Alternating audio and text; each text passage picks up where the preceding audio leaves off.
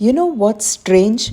Sometimes we genuinely care about a goal, something we want to achieve in a few weeks or a few months, and we still don't start. We tell ourselves, I'll begin tomorrow. And when tomorrow comes, we say the same thing again. And then one day we realize weeks passed, sometimes months passed, and nothing moved. And even with small day to day tasks, it's the same pattern. I'll do it in an hour, then again after 30 minutes, and then after 15 minutes, and suddenly it's evening and the day is gone. We usually call this laziness, or lack of discipline, or lack of willpower. But here's the part that never made sense to me. If procrastination were just laziness, why do we delay things we actually care about? Important goals, deadlines, things that matter? Laziness does not explain that. Even highly motivated, capable people struggle with procrastination. Students, doctors, researchers, everyone. So maybe procrastination isn't about not caring. Maybe it's about avoiding something else. Some psychology research suggests procrastination can be a form of short term mood repair, a way to escape discomfort in the moment. And if that pattern continues, it doesn't just affect productivity, it can quietly affect stress, sleep, and mental health over time. So, today, let's unpack what the research actually says. It suggests that procrastination is not a time management problem, it's an emotional response. In a recent review on procrastination and stress, psychologist Fusha Sirva describes procrastination not as poor discipline but as the brain trying to regulate emotion. Earlier, I mentioned the idea of short term mood repair. This is where that comes from. In psychology, procrastination is understood as a way of protecting your mood in the moment, choosing relief now over benefit later. In simple terms, when a task makes us feel stressed, anxious, uncertain, or overwhelmed, we don't avoid the task itself, we avoid the feeling. If protecting our mood in the moment becomes more important than reaching the long term goal, procrastination becomes the easiest option. It creates a small positive emotional shift. We feel a little better immediately. But that shift comes from avoidant coping. In that moment, feeling better now becomes more important than finishing later. It's not irrational, it's a human coping strategy. Your mind is trying to protect you from stress. But there's a catch.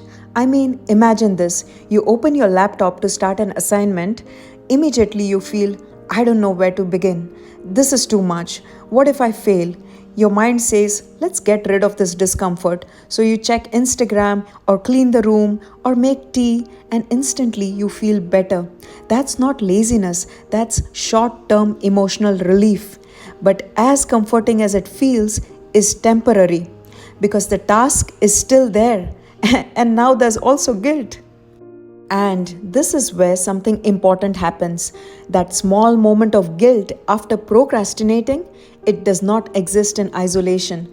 When we are already under stress from work, family, uncertainty, financial pressure, health worries, our emotional resources get depleted. Stress uses energy, it consumes coping capacity. And when coping resources are low, our tolerance for discomfort and negative emotions drop. Things that would normally feel manageable start to feel heavier. The paper describes this as a stress context vulnerability model. In simple terms, during high stress periods, we become more vulnerable to procrastination because procrastination is a low resource way to escape difficult task related emotions. It's quick, it's easy, it requires less effort than sitting with discomfort and regulating it. So, when you are emotionally exhausted, scrolling feels easier than starting, avoiding feels easier than engaging. But here's the problem, the task remains unfinished, and unfinished tasks add more stress. That added stress lowers coping capacity even more. And that's where the cycle begins and slowly intensifies. And this also explains something we all notice. Some days you can start tasks easily. Other days, even a small task feels heavy. Nothing about the task has changed, your internal capacity did. Your mind uses emotional energy to cope with life. Decisions, conversations, worries, pressure. If a stressor happens once, you usually recover and you can still do the task. But when stress keeps repeating, life itself stays demanding. Your coping resources don't fully recharge. They get used just handling the situation, not the task in front of you. So, on those days, the task feels heavier, and when discomfort appears, the brain chooses the fastest relief. Procrastination becomes that relief because avoiding feels easier than regulating. And people differ here too. For some, the discomfort of a task feels mild. For others, it feels intense. The task is the same, but the emotional reaction isn't.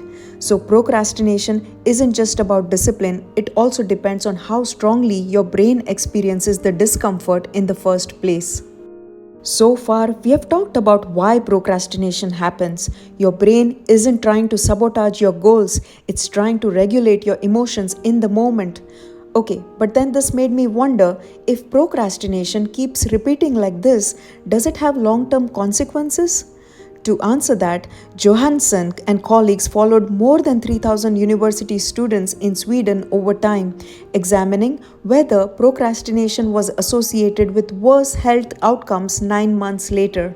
And what they found was clear.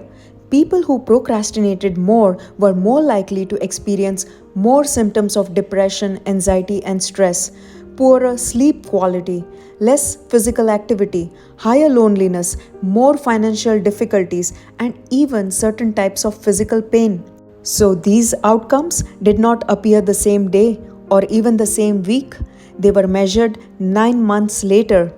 And another honest detail of this study, the effects were small, not dramatic, not life ruining. You wouldn't wake up one morning thinking, I procrastinated last week, now my health is ruined. Instead, it's more like this. Each time you delay, almost nothing happens. Maybe a little extra tension, a slightly restless sleep, a small background worry. Individually, barely noticeable, but repeated hundreds of times across months, those tiny shifts slowly change how you feel day to day. So the study doesn't show a sudden crash, it shows a gentle drift, and health often changes exactly like that, not through one big event, but through small patterns that keep repeating. So, what does all of this really mean? Procrastination isn't a character flaw. It's a moment where the brain chooses emotional comfort over future benefit. Not because you don't care, but because in that moment, avoiding the discomfort feels more urgent than finishing the task. And the long term cost isn't ruined goals, it's something quieter, a constant background tension of unfinished intentions. Small avoidance repeated daily slowly turns into mental load. So people often think, I need more discipline, but the research suggests something different.